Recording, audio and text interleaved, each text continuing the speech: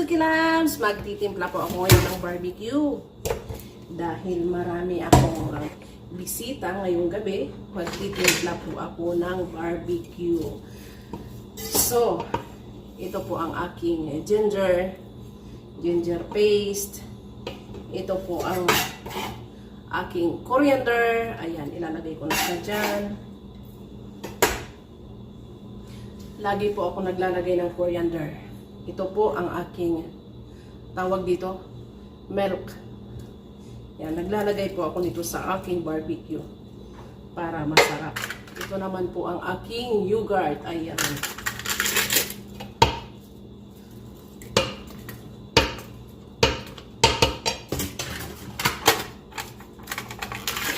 Pag marami ang yogurt, mas masarap.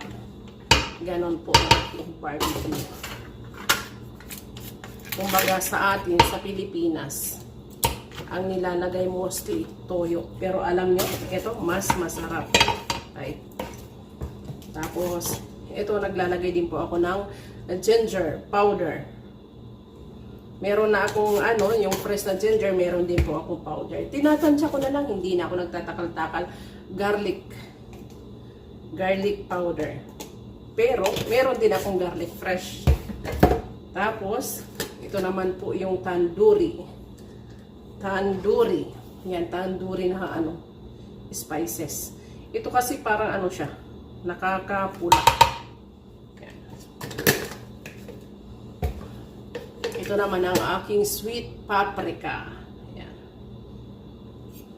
Yan. Damihan ko lang ng konti kasi para mapula. Tapos, ito naman ang aking onion powder. Pag ako nagtitimpla guys sa barbecue dito, ganyan lang. Hindi ako nagtatakal-takal ng mga kung ano-ano. Yan, paminta. Ganyan po siya. Tapos, ito po ang aking garlic paste. Yan, dinikdik ko na po. Ayan. So, maglalagay lang din po ako ng aking konting vinegar, goody vinegar. Yan, ihalo na kita dyan. Tapos, naglalagay din ako ng sanaba yung aking lemon. Ayun. Naglalagay din po ako ng lemon. Ayan. Ipipiga ko siya dyan. Kasi, pag sa barbecue, medyo masilan po ako. Ayoko ng may lansa. Ito yung balat ng lemon. Pwede mo siyang hiwain ng kilo. Kasi, ilalagay ko siya dyan. Yun po. Nakakasarap din po yan sa barbecue. Siyempre, ilan ba yung manok ko? 4. So, 4 na kutsara na 1, 2,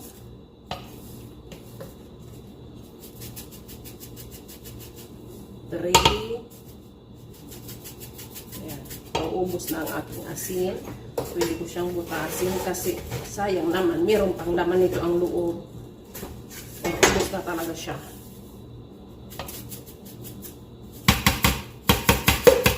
Pwede ko na lang siyang dagdagan ng aking rock salt kasi wala na akong dito asin. Ayan.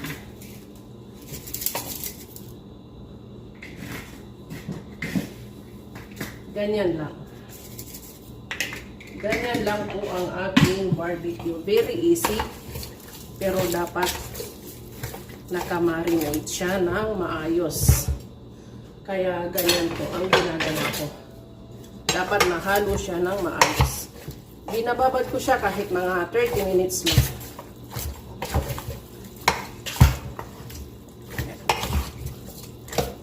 And then, naglalagay din po ako ng konting olive oil. Yan. Ganyan lang po.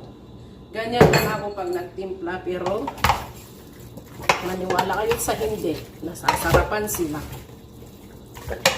Siguro dahil sa madalas ko nang ginagawa, tansya ko na.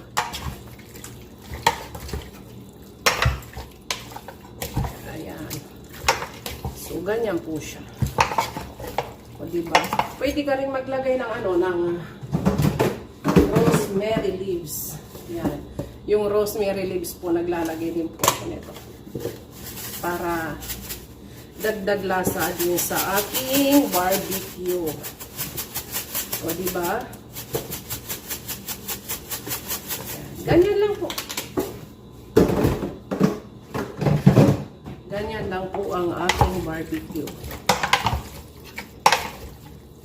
Kasi mapula siya dahil sa paprika. Mostly po dito. Alam nyo, itong timpla ko ng barbecue na to. Sa totoo lang gusto nila. Maraming nagtatanong dito kung ano daw ang tinitimpla ko. Ito po, hindi ko to nakita sa video or Instagram, hindi po. One time, pumunta po kami sa disyerto. Nagpiknik po ang mga amo ko doon. Tapos, nagpaluto po sila ng barbecue sa akin. Pero yung barbecue po, tinimpla na. Tapos, nilasahan ko talaga, nung naluto na, nilasahan ko po talaga kung ano yung nasa loob. Unti-unti ko siyang inalam kung ano ang nasa loob ng barbecue kasi ang sarap talaga. Tapos, ginawa ko. Yun, ginawa kong secret. Nagtatanong sila, hindi ko lahat-lahat sinasabi. Pero, masarap ko talaga itong barbecue na to.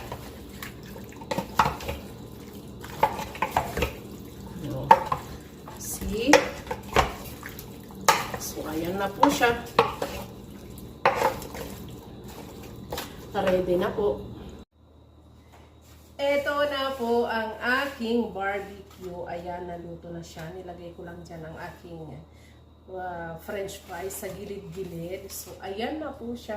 Ayan, ready na po for dinner. Ganito po din sila dito pag kumakain. Kailangan malaking ang tawag dito ba? Malaking punduhan nila ng kanilang pagkain. So, ito po ang aking for today's dinner. Ayan, tingnan nyo, kahit chili, iniihaw. O, diba? Para masarap. Uy, nagtutubig siya. Yung katas, maganda yan para maanghang ang kanilang barbecue. So, yan po ang aking for today's dinner, guys. Thank you for